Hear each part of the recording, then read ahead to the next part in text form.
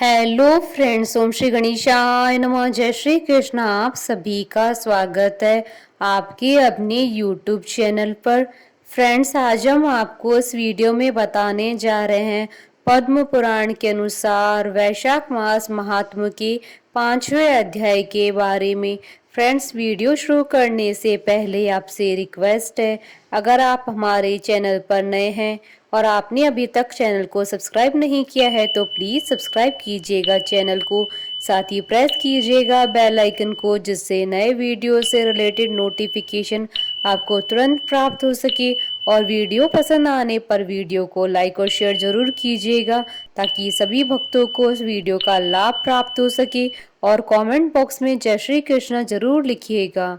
वैशाख मास महात्म सब प्रकार के विघ्नों का नाश करने वाले तथा सारी सृष्टि का पालन करने वाले श्री गणेश जी तथा ज्ञान की दाता श्री सरस्वती जी तथा सब पुराणों के कर्ता श्री व्यास जी तथा श्री गुरुदेव के चरण कमलों में नमस्कार करके भगवान की श्रद्धा और भक्ति रस में डूबे हुए वैशाख मास महात्म्य की कथा कहती हूँ। अध्याय 5वां प्रारंभ। नरक तथा स्वर्ग में जाने वाले कर्मों का वर्णन।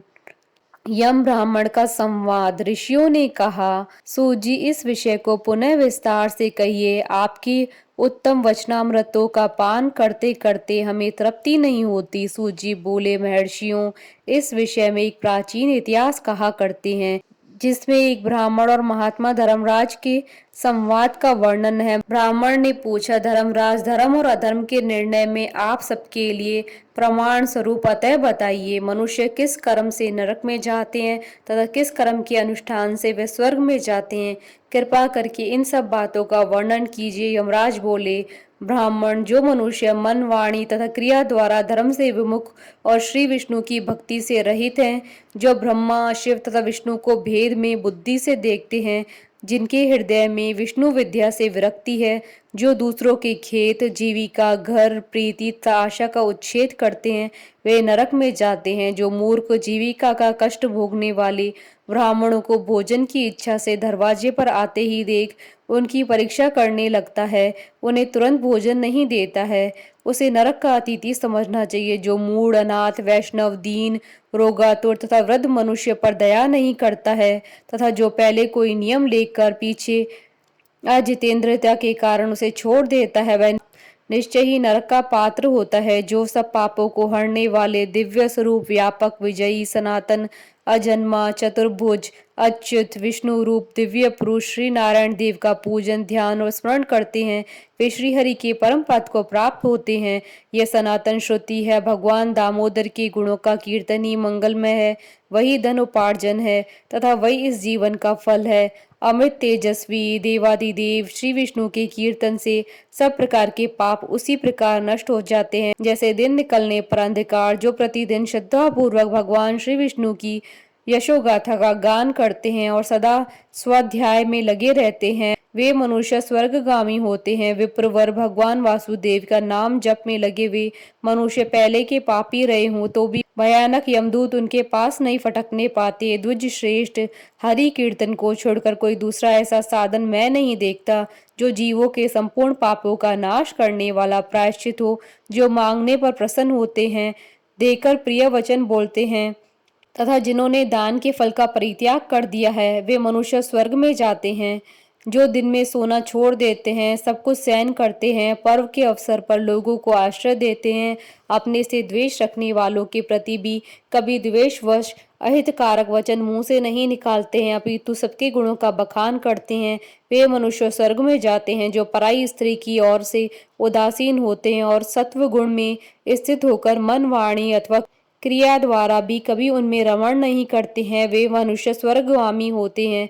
जिस किसी कुल में उत्पन्न होकर भी जो दयालु, यशस्वी, उपकारी और सदाचारी होते हैं, वे मनुष्य स्वर्ग में जाते हैं।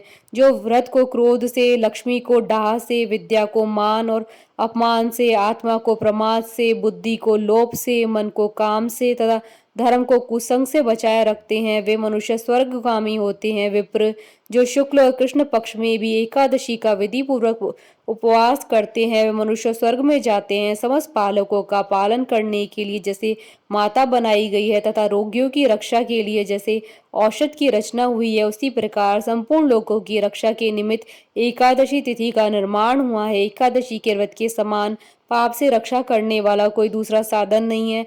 अतः एकादशी को विधि पूर्वक उपवास करने से मनुष्य स्वर्गलोक में जाते हैं। अखिल विश्व के नायक भगवान श्री नारायण में जिनकी भक्ति है वह सत्य से हीन और रजोगुण से युक्त होने पर भी अनंत पुण्यशाली होते हैं तथा अंत में वे वैकुंठ धाम में पधारते हैं। जो वेतसी, यमुना, गंगा तथा पुण्य सलीला गोदावरी का सेवन और सदाचार का पालन करते हैं, जिनकी स्नान और दान में सदा प्रवृत्ति हो, वे मनुष्य कभी नरक के मार्ग का दर्शन भी नहीं करते हैं। जो कल्याणदायिनी नर्मदा नदी में गोते लगाते तथा उनके दर्शन से प्रसन्न होते हैं, वे पाप रहित हो महादेव जी की लोक में जाते हैं और चिरकाल तक वहां आनंद भोगते हैं। जो मनुष्य चर्मवती अर्थात चंबल में स्नान करके शौच संतोष आदि नियमों का पालन करते हुए उनके तट पर विशेषतः व्यास आश्रम में 3 रात निवास करते हैं, वे स्वर्गलोक के अधिकारी माने जाते हैं। जो गंगा जी के जल में अथवा प्रयाग, केदार खंड, पुष्कर, व्यास आश्रम या प्रभास क्षेत्र में मृत्यु को प्राप्त होते हैं, वे विष्णु लोक को जाते हैं। जिनकी द्वारका अथवा कुरुक्षेत्र में मृत्यु हुई हो अथवा जो योगाभ्यास से मृत्यु को प्राप्त हुए हैं अथवा मृत्यु काल में जिनके मुख से हरि इन 2 अक्षरों का उच्चारण हुआ हो, वह सभी भगवान श्री हरि के प्रिय हैं। विप्र जो द्वारकापुरी में 3 रात भी ठहर जाता है, वह अपनी 11 इंद्रियों द्वारा किए हुए सारे पापों को नष्ट करके स्वर्ग में जाता है। ऐसी वहां की मर्यादा है। वैष्णव व्रत अर्थात एकादशी के पालन से होने वाला धर्म तथा यज्ञादि के अनुष्ठान से उत्पन्न होने वाला धर्म, इन दोनों को विधाता ने तराजू पर रखकर तोला था। उस समय इनमें से पहले का ही पलड़ा भारी रहा। ब्राह्मण जो एकादशी का सेवन करते हैं तथा जो अच्युत अच्युत कहकर भगवान नाम का कीर्तन करते हैं, उन पर मेरा शासन नहीं चलता है। मैं तो स्वयं ही उनसे बहुत डरता हूँ। जो मनुष्य प्रत्येक मास में 1 दिन अमावस्या को श्राद्ध के नियम का पालन करते हैं और ऐसा करने के कारण जिनके पितृ सदा तृप्त रहते हैं, वे धन्य हैं, वे स्वर्गगामी हैं। भोजन तैयार होने पर जो आदर पूर्वक उसे दूसरों को परोसते हैं और भोजन देते समय जिनके चेहरे के रंग में परिवर्तन नहीं होता है, वह शिष्ट पुरुष स्वर्गलोक में जाते हैं। जो मृत्यु लोक के भीतर भगवान श्री नारायण के आवास स्थान बद्रिका आश्रम में और नंदा अर्थात सरस्वती के तट पर 3 रात निवास करते हैं, वे धन्यवाद के पात्र और भगवान श्री विष्णु के प्रिय हैं। हे ब्राह्मण जो भगवान पुरुषोत्तम के समीप जगन्नाथपुरी में 6 मास तक निवास कर चुके हैं, वे अच्युत स्वरूप और दर्शन मात्र से समस्त पापों को हर लेने वाले हैं। जो अनेक जन्मों में उपार्जित पुण्य के प्रभाव से काशीपुरी में जाकर मणिकर्णिका के जल में गोते लगाते और श्री विश्वनाथ जी के चरणों में मस्तक झुकाते हैं, वे भी इस लोक में आने पर मेरे वंदनीय होते हैं।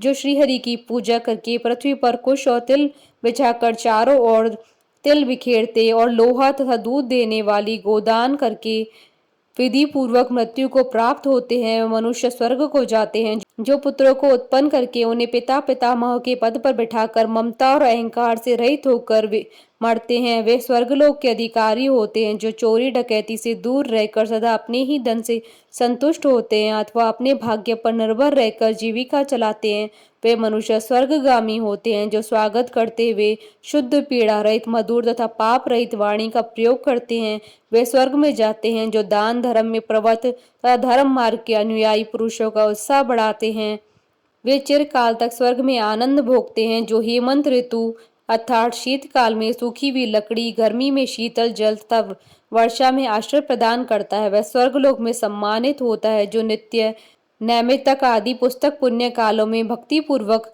श्राद्ध करता है, वह निश्चय ही देवलोक का भागी होता है। दरिद्र का दान, सामर्थ्यशाली की क्षमा, नौजवानों की तपस्या, ज्ञानियों का मौन, सुख भोगने के योग्य पुरुषों की सुखेच्छा निवृत्ति तथा संपूर्ण प्राणियों पर दया, ये सद्गुण स्वर्ग में ले जाते हैं। ध्यान युक्त तप भव सागर से तारने वाला है और पाप को पतन करने का कारण बताया गया है। यह बिल्कुल सत्य है, इसमें संदेह की गुंजाइश नहीं है। हे ब्राह्मण, स्वर्ग की राह पर ले जाने वाले समस्त साधनों को मैंने यहाँ संक्षेप में वर्णन किया। अब तुम और क्या सुनना चाहते हो? इति श्री पद्म पुराण अंतर्गत 5वां अध्याय संपूर्ण। बोलिए भगवान विष्णु की जय, सनातन धर्म की जय। हमारे साथ इस वीडियो में अंत तक बने रहने के लिए आपका धन्यवाद। ओम श्री गणेशाय नमः। जय श्री कृष्णा।